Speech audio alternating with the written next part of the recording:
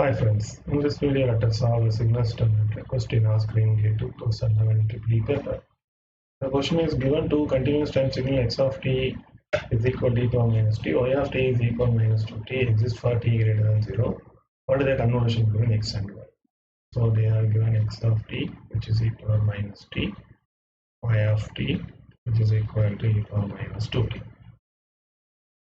We have to find the convolution between x and y. So we know if you are having what is that? This is what they are asking.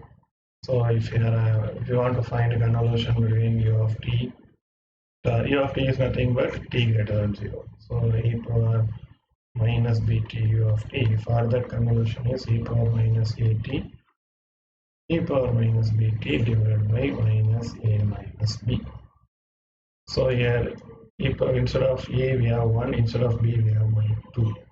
So e power minus t e power minus 2t divided by minus of 1 minus 2, that is equal to plus 1. So the answer is e power minus t e power minus 2t. So e power minus t e power minus 2t, that is the answer.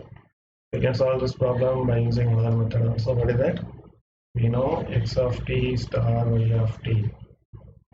If you take Laplace transform, it will become x of s y of s.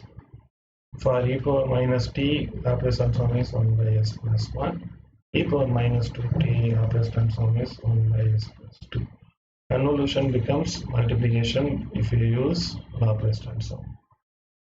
Right? So this is z of s. Laplace transform is z of t. I want z of t, so I have to take inverse Laplace. So for that I take Quasi fraction. So it is partial fraction is 1 by s plus 1 minus 1 by s plus 2. This is z of s.